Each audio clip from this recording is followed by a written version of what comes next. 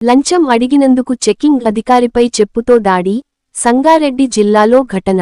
Sangareddy RTC బస్సులో ticket లేని ప్రయాణికుడిని వదిలేయడానికి లంచం డిమాండ్ చేసిన టికెట్ చెకింగ్ అధికారికి దేహశుద్ధి జరిగిన ఘటన సంగారెడ్డి జిల్లాలో చోటు చేసుకుంది. అసలేం జరిగిందంటే, హైదరాబాద్ నుండి నారాయణఖేడ్ వెళ్తున్న ఒక ఆర్టీసీ బస్సును సంగారెడ్డి జిల్లా రాయ్కోడ్ వద్ద టికెట్ స్క్వాడ్ అధికారులు తనిఖీ కోసం ఆపారు. తనిఖీ సమయంలో ఒక ప్రయాణికుడి వద్ద టికెట్ లేకపోవడాన్ని అధికారులు గుర్తించారు. రూ. 20,000 డిమాండ్. టికెట్ లేని ప్రయాణికుడిపై కేసు నమోదు చేయకుండా ఉండటానికి సదరు చెకింగ్ అధికారి ఆ ప్రయాణికుడి నుండి మరియు బస్సు కండక్టర్ నుండి రూ.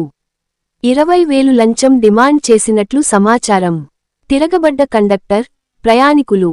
అధికారి బహిరంగంగా లంచం అడగడంతో ఆగ్రహానికి గురైన కండక్టర్ మరియు ప్రయాణికులు ఆయనతో వాగ్వాదానికి దిగారు. ఈ క్రమంలో కోపం కట్టలు తెంచుకోవడంతో కండక్టర్ సదరు అధికారిని చెప్పుతో కొట్టగా, ప్రయాణికులు కూడా ఆయనపై దాడికి దిగారు. ప్రస్తుతం ఈ ఘటనకు సంబంధించిన వీడియో సామాజిక మాధ్యమాల్లో వైరల్ అవుతోంది.